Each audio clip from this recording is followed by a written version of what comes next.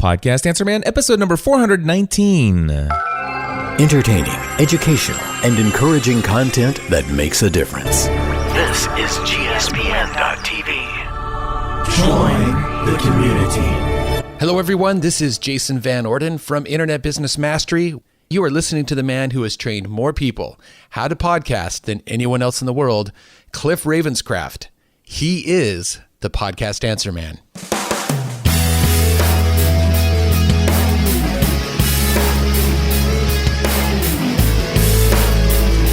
Well, hello everyone, and welcome back to another episode of the Podcast Answer Man. My name is Cliff Ravenscraft, and this, my friends, is the podcast devoted to helping you take your message, your business, and your life to the next level. That's right, my friends. It does not matter if you are brand new to this online content creating world we live in, or if you've been creating content for many years. There's something we can all do to take everything we do in life to the next level. And well, my friends, I am delighted to be back again with another episode of this show. And today I have three main topics that I want to share with you. The first one is the best way to help promote this show is fill in the blank. Now, if you've been listening to a lot of podcasts recently, you probably have a clue as to what a lot of people are saying. And well, I disagree with most of what I'm hearing when people actually finish that sentence in their podcast. I'll talk a little bit about that in just a moment. Also, I want to give you just a few thoughts as I come back from New Media Europe and share with you a little bit about my time spent over in the UK for that event. Also, in this episode, I want to talk about the focus that so many people have as their mindset being, how can I grow my business? I'm looking for a way to grow my business. And while I'm not against growing our businesses, I do think there is a better question that can be asked. We'll talk a little bit about that in this episode as well. So really, those are the three things we'll focus on, and let's just jump right into that first topic. The best way to help promote this show is... Now, I've heard this at the front of the show, I've heard it in the middle of the show, and sometimes I've heard it in both of those places and at the end of the show in very extreme cases. And oftentimes, what is it that you hear? The best way to help promote this show is for you to go to iTunes and leave us a rating and or review. When you rate our podcast and you actually leave us a written review, that helps us get more visibility in iTunes, which then turns into more downloads and helps promote our show. Blah, blah, blah, blah, blah. How many podcasts are you subscribed to where you hear that every single episode?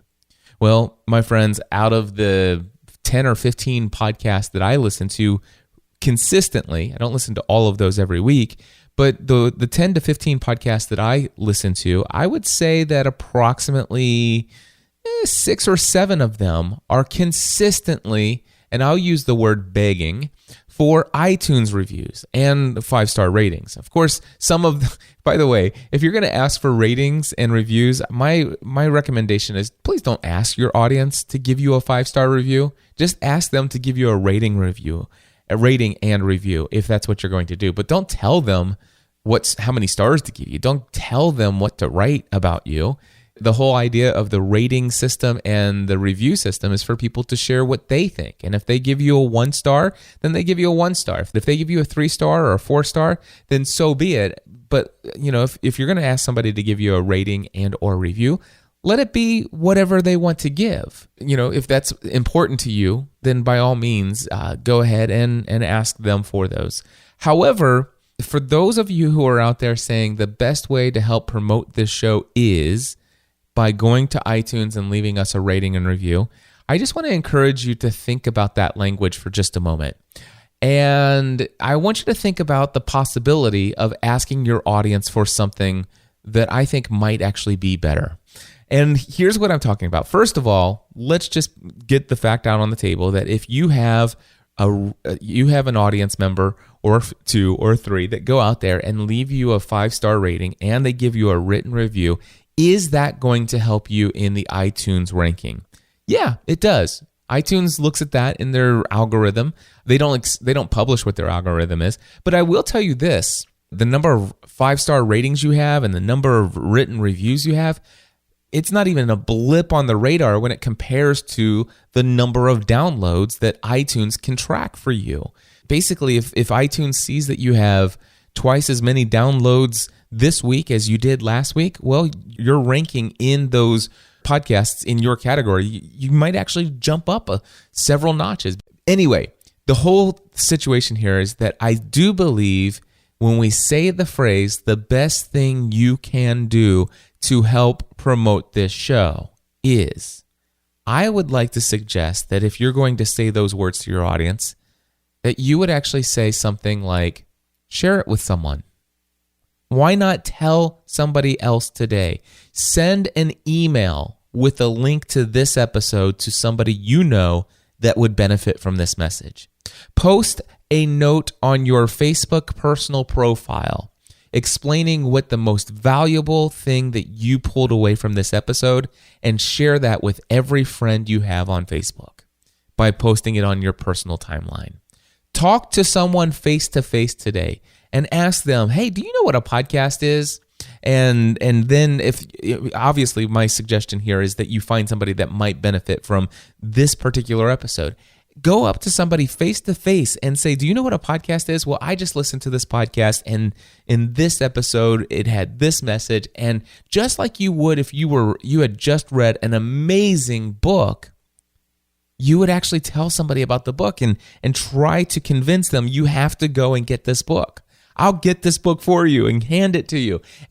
But that it's like, you know what? Hand me your phone. I'll download a podcast app for you for free, and I will subscribe you to this podcast. I will download this onto your phone for you, and all you have to do later on this afternoon when you have some free time, put your earbuds in and click play on this button and listen to this episode.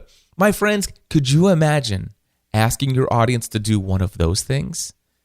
That, my friends, is the single greatest thing you can do to help promote Podcast Answer Man. That's the single greatest thing you can do to help promote Pursuing a Balanced Life, Family from the Heart, or any of the other shows that I have.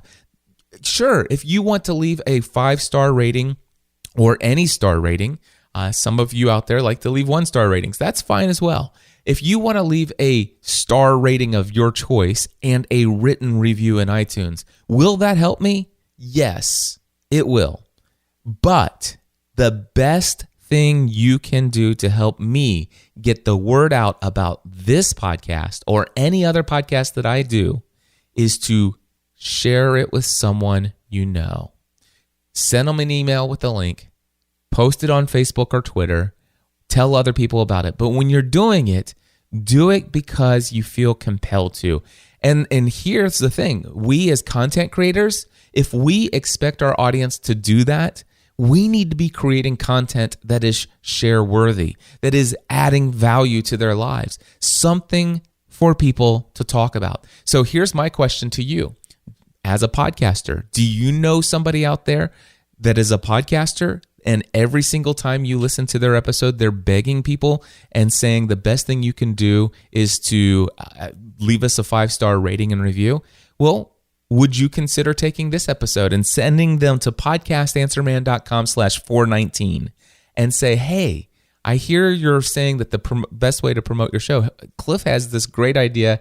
Go listen to the argument he made for the best thing you can do, which is to ask your audience to share it with someone. And my friends, I think that's a better thing to ask at the end of a show. And let me just say this. Stop asking for the call to action at the front of your show. I just recently, there's a friend of mine who's become a friend relatively recently, I'd say a couple months, maybe a month and a half ago, and really love this guy. And I subscribe to his podcast. I'm listening to the back catalog of his podcast. And I think I'm right around episode number 16 or 17 now.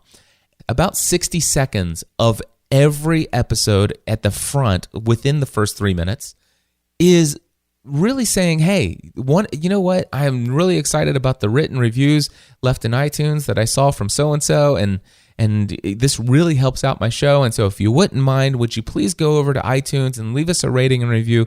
That really does help us show up in the new and noteworthy. It helps us in the ranking, and it helps get the visibility and it helps me help more people. And they're saying all of this at the front of the show. And here's my argument for this, okay? Every single episode of your podcast is somebody's very first time ever testing out your show. And nobody who is testing out your show for the very first time is immediately going to stop that podcast and go and leave you a written review and a 5-star rating.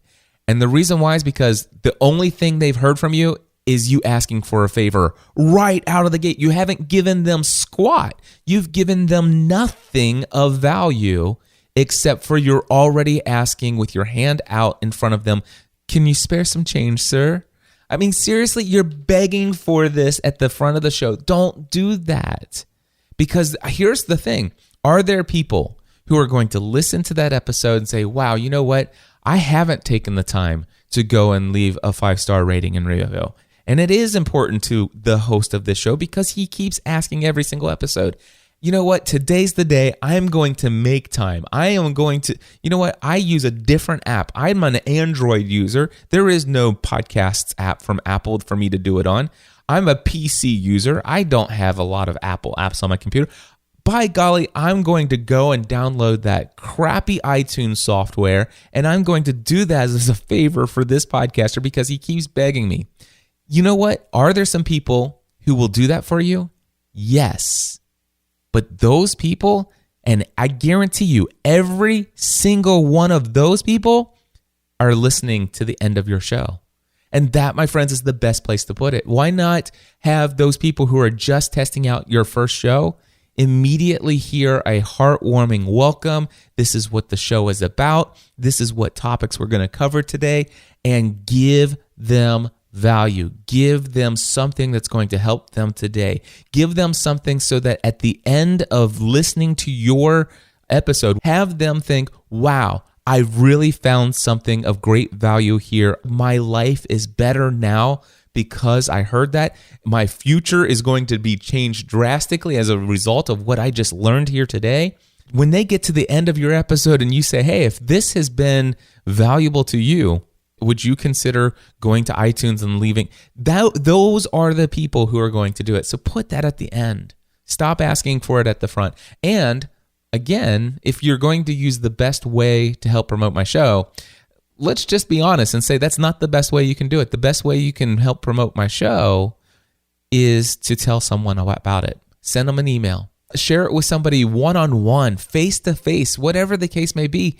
Connect with others and say, wow, I think you ought to listen to this. What? You don't know what a podcast is? Let me explain to you what it is. My friends, that is the best way to help promote our shows. And I'm not arguing that you should not ask for rating and reviews. I'm just saying that if you're going to ask for those, number one, put it at the end of the show, not at the front. And number two, don't tell people that's the best way they can help you, because it's not. And that's all I wanted to share on that topic. All right, moving on here. Just got back from Manchester in the UK, and I had a fabulous weekend there. I flew out Thursday afternoon here from Cincinnati, and I got into Manchester early Friday morning. My great friend Isabella Russell came and picked me up from the airport. Once I got over there to the Midland Hotel, which is a historic place. It's the venue that they were hosting the conference for New Media Europe. Was able to get an early check-in, and I think I slept for 4 hours as soon as I got there. And then I woke up, found myself a great place to have dinner. Then I basically worked on just running through my slides that evening for my opening keynote talk. And then I went to sleep, but I couldn't sleep very well at all. My sleep schedule was completely messed up.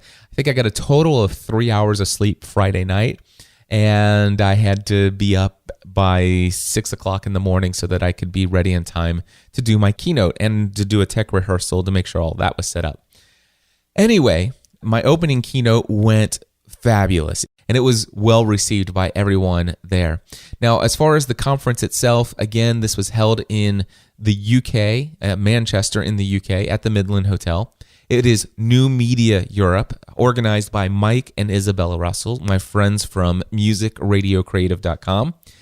I think they had about 160 attendees there. It could have been more.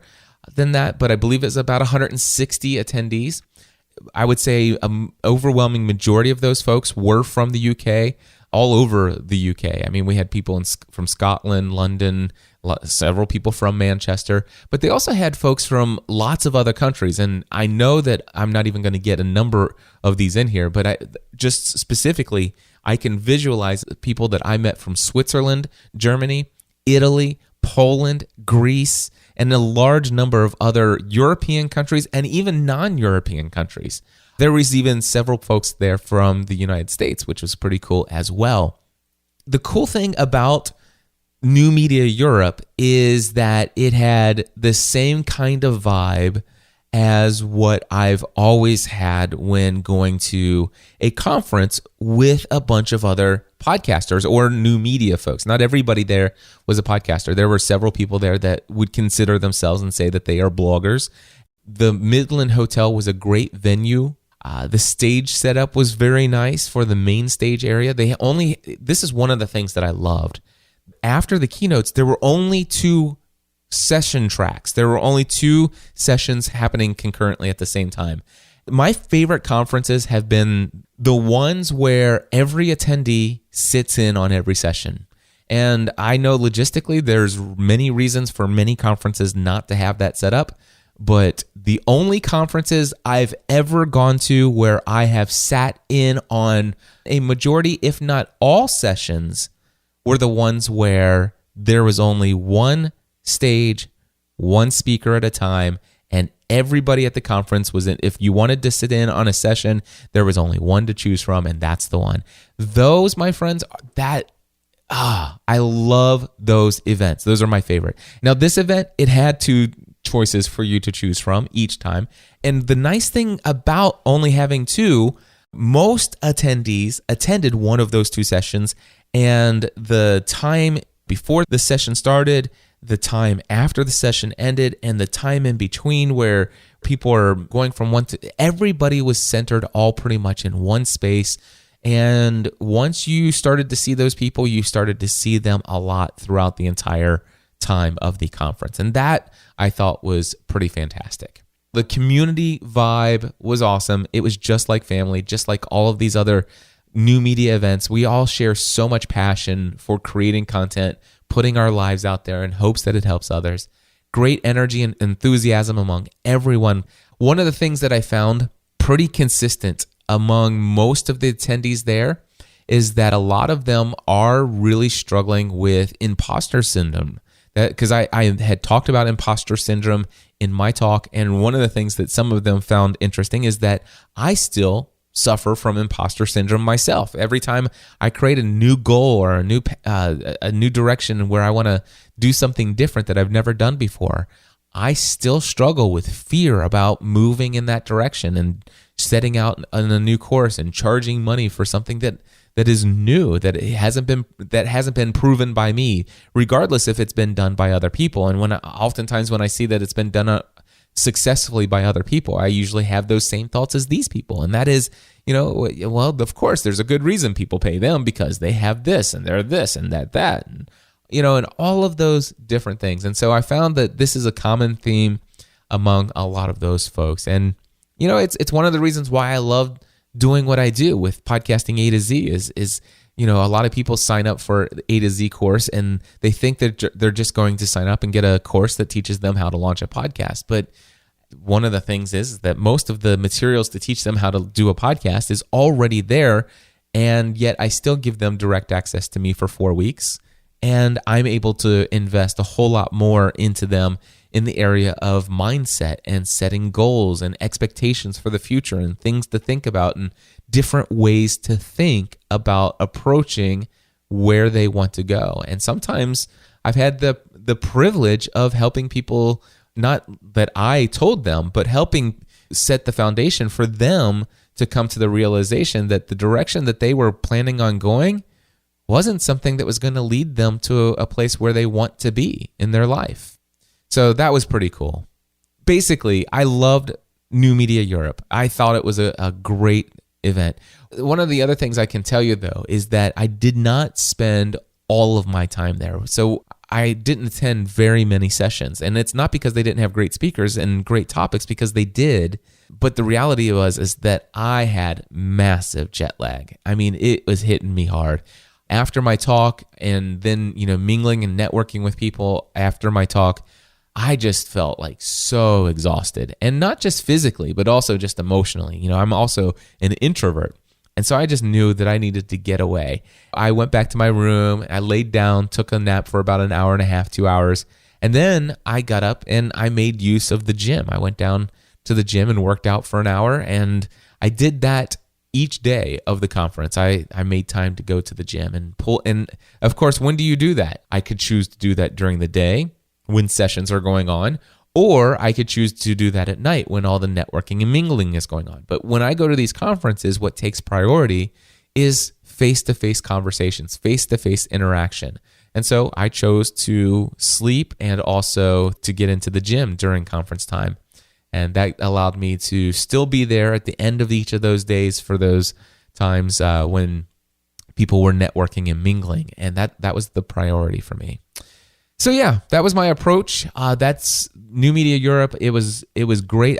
One thing I can tell you is that New Media Europe is going to happen again next year, from what I can tell from Mike and Isabella. I would have guessed, and of course it depends on where they move. If they move out, if they keep it inside the UK, I think that pretty much everybody that was there this year, I would say almost all of them would be there next year, and it will, because of the buzz of these people, it will be much larger next year. I do know that, there's a possibility that they may go to a different country. Maybe they'll go to Germany or to Poland or someplace else in Europe. And if they do that, I don't know that as many people that came from the UK would be there. I'm certain that a lot of them would be, but it would change the dynamic a little bit. But here's what I can tell you is that Mike and Isabella did a fabulous job with this being the first big event that they've done. This was done extremely well.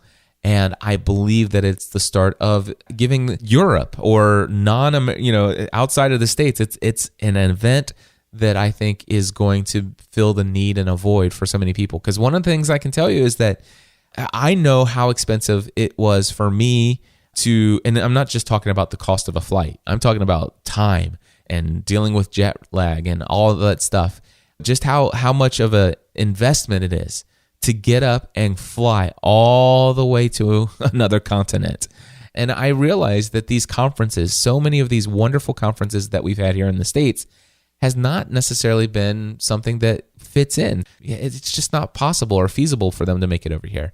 But to have something over there in Europe for them, and New Media Europe was, I will tell you right now, on a scale of 1 out of 10, I would give it a solid, I'm going to give it a solid 10. I don't think that I can think of anything that would make the event better than what it was, except for more attendees. But even that, I loved how small it was because I had the opportunity to meet most of the people there. It was a great event. I'm glad that I went. It was worth it for me from the United States to go over there, even just for the weekend. I wish I could tell you more about Manchester, but unfortunately, between sleeping, networking and mingling, having a few dinners, and working out in the gym, I really didn't see a lot of Manchester. Alrighty, so that's my review of New Media Europe. If you're thinking about it for next year, go ahead and do it. It will be worth it. I promise you that. All right, so the last thing that I want to talk about in this episode is it's about a common theme that came up in conversation with a handful of folks that I met there in Manchester. And what I found was that many of the folks that I was talking to, or that came up to me saying, "Hey, Cliff, you've really inspired me in this business pursuit that I have going on. I'm really working hard on building my brand, trying to grow my business." From one person to the next person to the next person, I heard this phrase, and I'm talking the exact wording. They said, "I'm working really hard to try and grow my business." And after I heard that phrase, let's just say the second or third time, I decided to find out, what are they doing? What are they working really hard at to grow that business that they're working on? when I started to ask that question and get into some dialogue, I found that really what most of them were focusing on, what they were working really hard at, was growing the size of their audience. I had people say, I'm really working hard on growing the size of my email list, which, by the way, that is a worthy cause to grow your mailing list as long as you have a good strategy of what happens when people get there. A lot of people said, I'm trying to gain more listeners for my podcast. I want more people to hear me. I'm like, okay. More readers to my blog, more unique visitors to my site, more followers on Twitter, more fans on my Facebook page, getting more sales of my ebook, trying to get more people to understand that I have these coaching packages that I offer. And what it seemed like to me was that so many people that I talk to who are trying to work really hard to grow their business are so heavily focused on getting more people. And trust me, I understand the value in that. And in fact, it's something that I want to work really hard at doing as well. Maybe not working so hard that I fail to focus on some other very important aspects of growing our business. And that's what I want to talk today about. And that is, growing your business is more than just getting more people to find out who you are. No matter where you are in business, whether you're just starting out with something on the side and you have a day job, whether you've just quit your job and you're just now pursuing this full time and you're within your first couple months of it, whether you've been doing it for a few years, maybe you're 10 years into it and you're making more money now than you ever dreamed you would when you first started. The reality is that wherever you are on that spectrum, I suspect that many of us would say we would be very interested in growing our business. Now, I think I'm going to pause for just a second, and before I move on further with what I have to say, I want to define what it means to grow our business. And I want you to understand, when I say I want to grow my business, that doesn't necessarily mean like in its size, in its complexity, in its overall scope of operations and everything like that. Now, for many of you, perhaps that is what you mean. Maybe that for you, growing your business means adding an extra 40 employees within the next 2 years, and expanding to new territories and having different district managers and all of that other stuff and all the complexity that comes with that. Perhaps that's a part of your business model, which is different right now than my own mindset for what I mean when I mean growing my business. And for me, when I think about growing my business, I think about growing my influence and my ability to serve others in the world. And also, when I mean growing my business, I mean growing myself. And some of that may be expanding. Maybe for me, that's hiring a virtual staff, or maybe it's at one point hiring employees. Who knows? But one thing that I know is that when I think about how do I grow my business, I mean, how can I make my business more productive, more efficient? How can I make it more profitable? And how can I have it to where it serves more people? Those are the things that I want to do when I grow my business. And so I just want you to know, when I say we all probably want to grow our business, it doesn't necessarily mean that we want to grow the organization and the administration necessary to keep up with that. A good friend of mine, Dan Miller, recently ended his most recent episode of his 48 Days to the Work You Love podcast. And in the end of that, he asked him a question, or he posed a question, and he says, a lot of people say that they want to grow their business, but oftentimes I'm surprised at how many times when I ask the question, hey, let's just imagine, a couple years down the road and you succeed in growing the business in the way that you're thinking right now. Do you think that that's automatically going to make your life better? If whatever you're working hard to do right now in your mind, can you see 5 or 10 years down into the future, and just assuming that you achieve everything you're setting out to do, are you sure that that's going to make your life better? And I love that question, because I ask myself oftentimes, I have a lot of people who are very successful that speak into my life that I very much admire their advice and their wisdom. And they have a different model. They have lots of employees. They have lots of success in lots of different ways. And they'll give me some advice, and I'm like, that's really solid advice. And I might start pursuing it. But oftentimes I need to stop and say, wait a second, that did work for them. And I look at their life and it seems to be working for them, maybe. But the question is if I had that lifestyle that person has and I achieved success in the way that they have success, would that make me happy? And I'm not so sure that it always does or always will, if you know what I'm saying. So anyway, I just felt like I needed to pull that out of this conversation. But let's just assume we all have in our mind what we mean when we say grow our business. When we say we want to work really hard to grow our business, we have in our mind what our business success looks like 5-10 years down the road. And that may look different for each one of us. But the question is that ideal of future growth of our business, is that going to help us live the lifestyle that we desire to live? And if so, what do we do to get there? And I would like to say that the focus isn't always on gaining more people all the time. And yes, I do see value in gaining lots of attention from lots of new people. Oftentimes what I find is that people who are so focused on growing their business, they're so focused on getting new people, that they fail to spend time on other important things like growing yourself, growing your influence with those who have already worked with you, with those who are working with you now, and also growing your influence with the people who will potentially hire you in the future. And not only growing yourself and growing your influence, but growing your ability to serve others.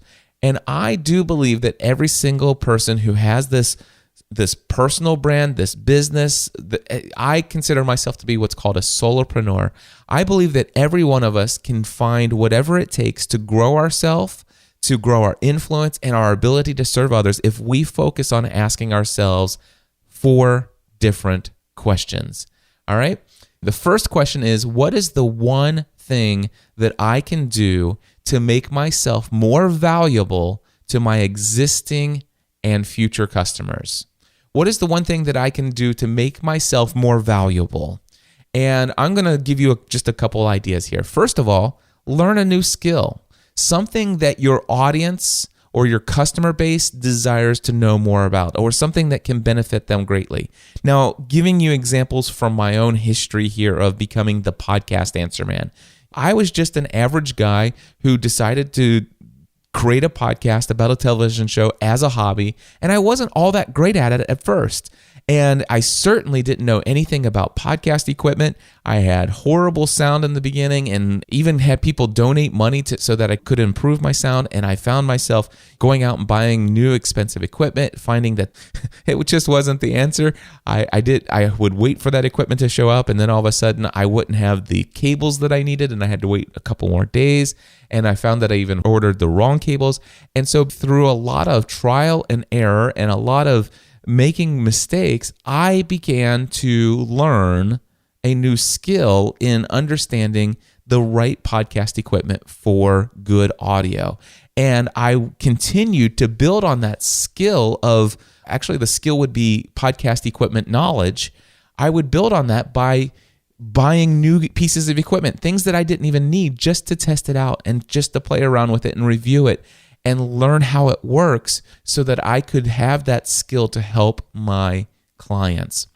Another thing is learning how to edit audio. I remember when I first recorded audio, my audio levels were all over the place. I had hissing and pops and every kind of bad audio problem you could possibly imagine. I had friends who were reaching out to me who were absolute professionals when it came to audio editing, and they were telling me things, and they were showing me screenshots of before and after and how they fixed and cleaned up things, and they were and I just did, it was all going over my head. And today I could go back to those emails, and because I added a new skill of audio editing, I now know what those people are talking about. And not only that, I learned it, I studied it, and now I'm teaching people audio editing. Same thing can be said for my digital product creation. Understanding pricing is a skill. Online community building. The list can go on and on. But one of the things that we can do to make ourselves more valuable, to grow ourselves, is to learn a new skill. So when you say, hey, I'm working really hard to build my business, well, I hope that a part of that is learning a new skill. And another thing that you could do to make yourself more valuable, you could read a book.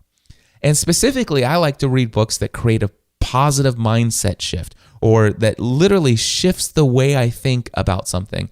And in the field that I'm in, as a coach, I have the ability, once I read a book, to start sharing that. Of course, as a podcast content creator, I can share the insights of that book with my audience and create valuable content for them that helps give them new insights and inspiration on things that they can do to change their lives.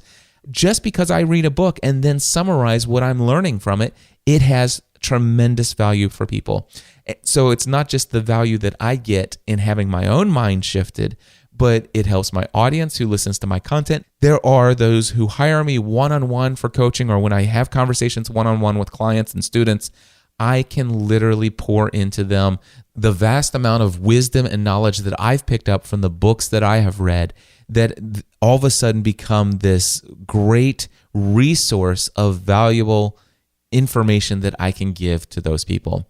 Books that I can think of, I'll just give you 3 books, going from the earliest books that I read to a book that right in the middle of my journey to a book that I just finished reading this last week.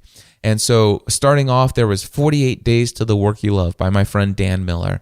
That book radically shifted my mind about the way that I think about spending hours and exchanging those for dollars. And I used to think that people would, the way the world worked was that the more you hated your job but were great at it, the more money you made.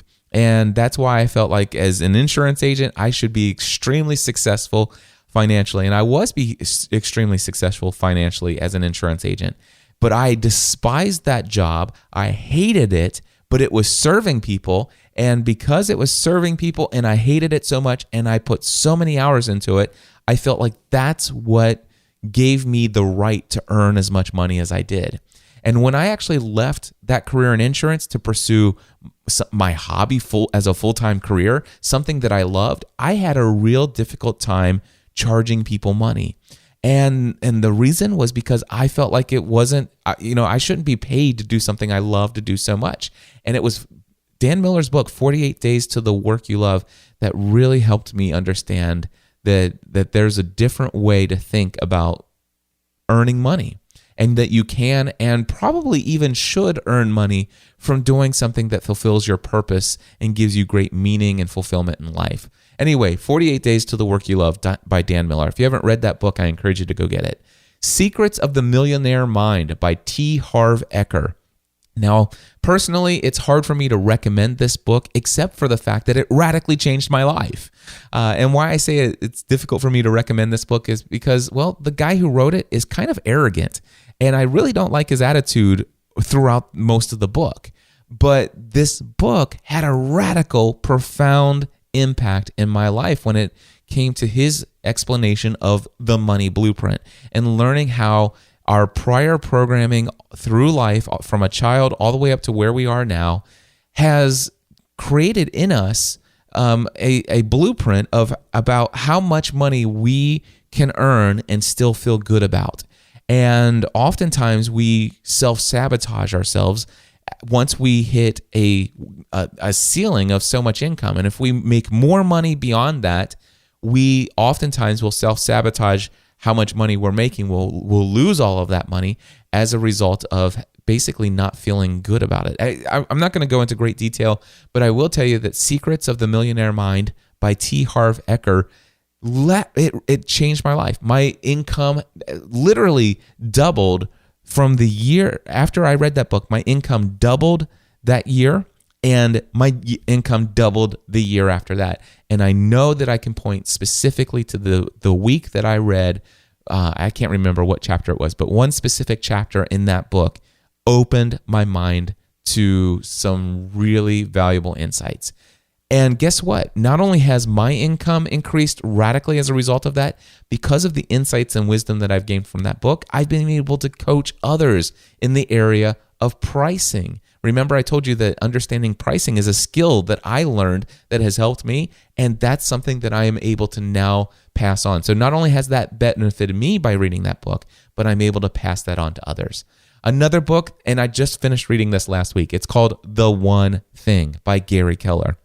And this is all about basically figuring out what is time management, what is multitasking, why is it important that we maybe rethink about efficiency and getting things done and all of these other things. And I'm not even going to do this justice, but I can just say that the one thing that I got from this book is understanding that not everything has to get done. Not everything is important, and it's okay to intentionally let many balls drop as long as what you're focused on at any given point in the day, at any given area of your life, that at each moment, at each present moment, are you doing the one single best thing for you in that area to achieve whatever goal or outcome that you desire to have.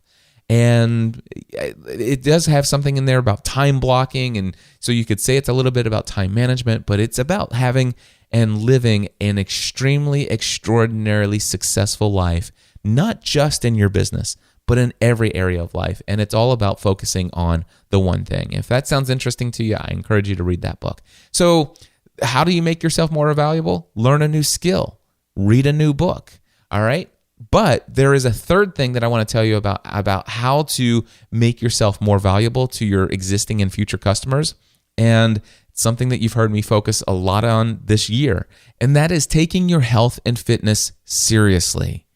I'm going to read to you a sentence that I have written down in my show notes. And I want you to listen to each word because I think it has so much power. All right. Take your health and fitness seriously so that you are full of energy and creativity when you work with or for your clients, rather than being that overworked, overstressed, sleep-deprived guy who just gets the job done for them. My friends, if your goal is to wow your clients, to exceed their expectations, it's extremely difficult to do that. And I know from experience, I know how difficult it is to be on the edge of burnout or even past the point of burnout, being overstressed, sleep deprived, and trying to exceed my clients' and students' expectations. You know, that's my goal.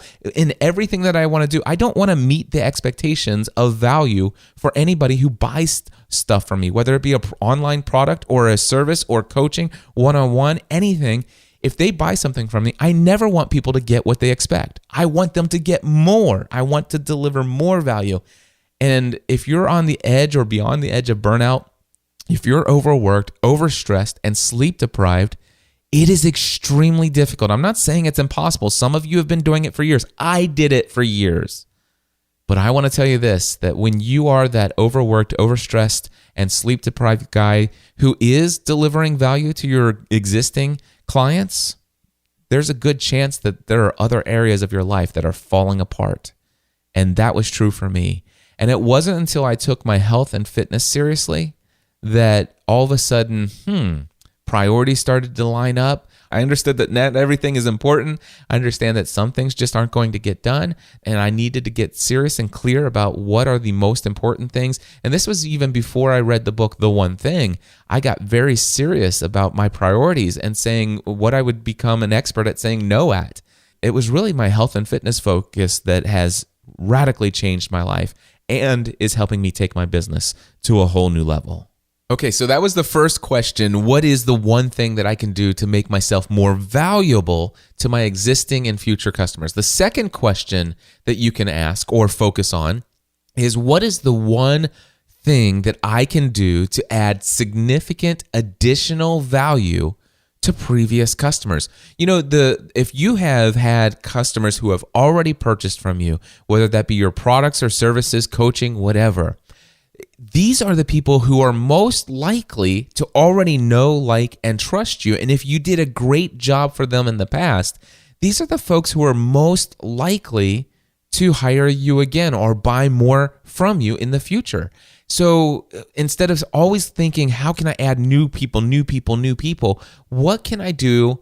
And this is the second question. What is the one thing that I can do, the one best thing that I can do to add significant additional value to previous customers? Now, I'll just give you one example of something that I talked about last week in episode 418 of Podcast Answer Man.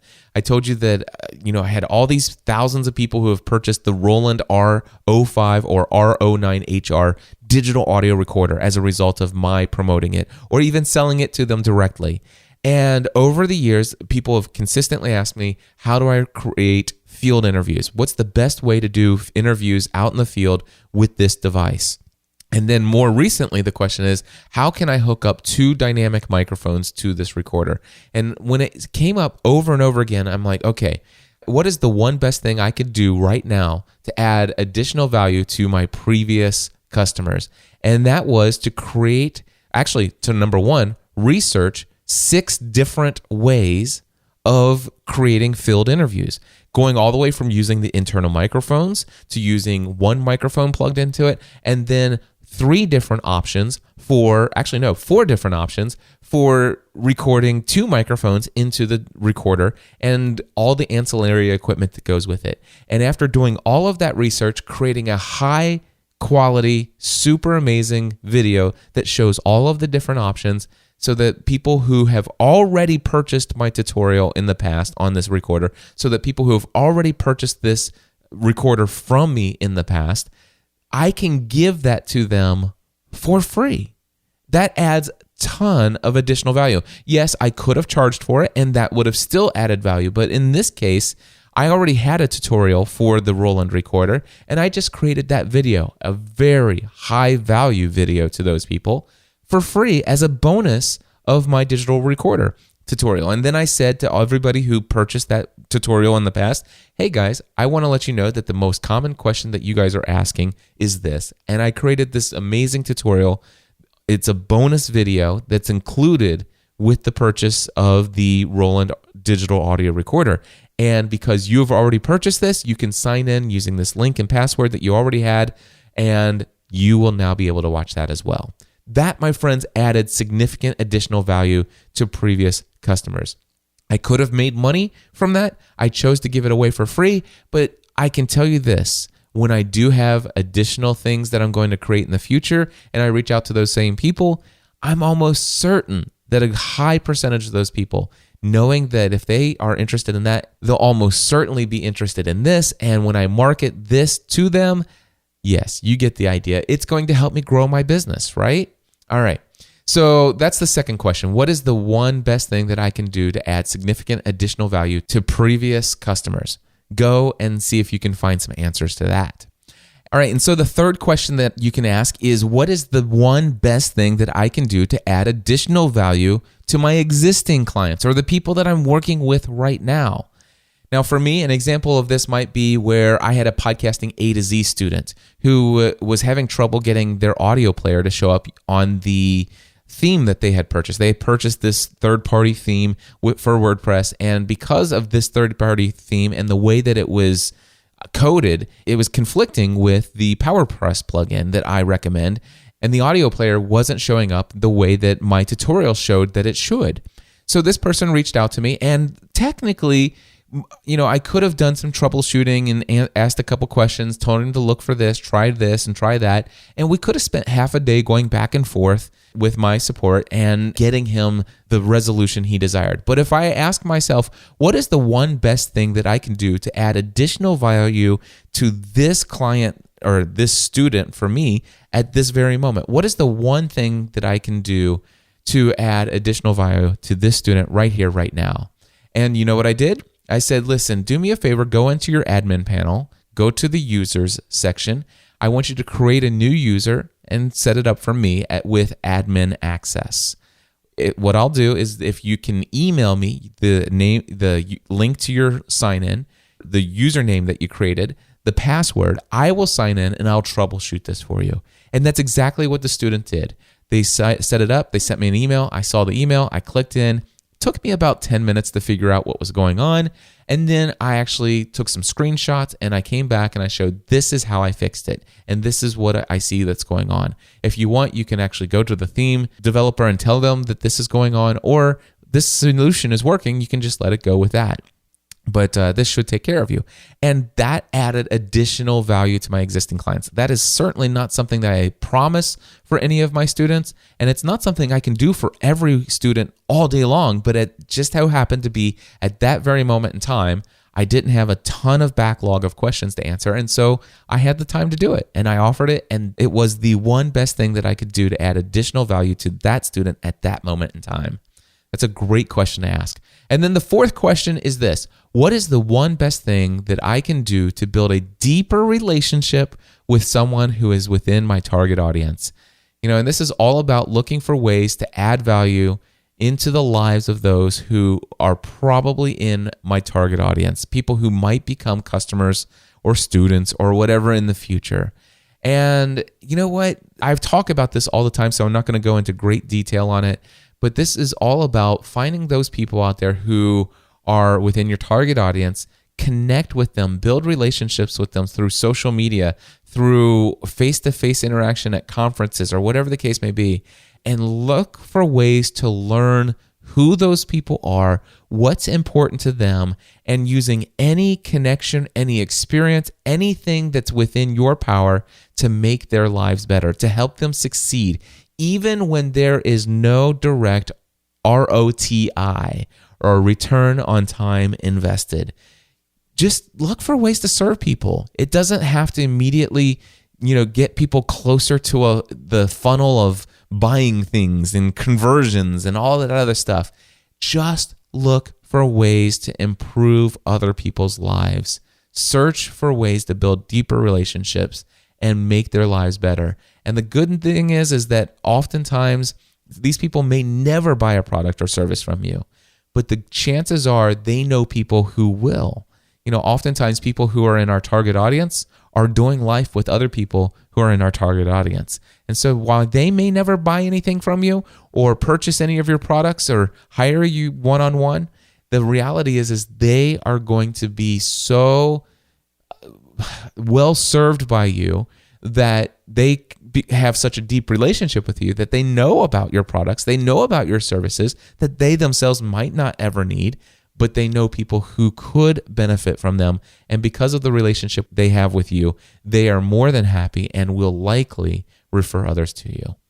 So if you want to know how to work hard to grow your business, by all means, grow your mailing list, grow your audience size, do all of those things, but don't focus so heavily on those things that you forget to ask these 4 questions. And again, those questions in summary are: what is the one best thing that I can do to make myself more valuable to my existing and future customers? I encourage you to learn a new skill, read a book, and take your health and fitness very seriously. Number 2, what is the one best thing that I can do to add significant additional value to previous customers? And number 3, what is the one best thing that I can do to add significant value to my existing clients, those who I'm working with right now? And what is the one best thing that I can do with my time right this moment to build a deeper relationship with someone who is within my target audience? And again, I'm focusing on that question being one person at a time. It doesn't have to be, hundreds of people at a time. How can I get my next 1,000 followers?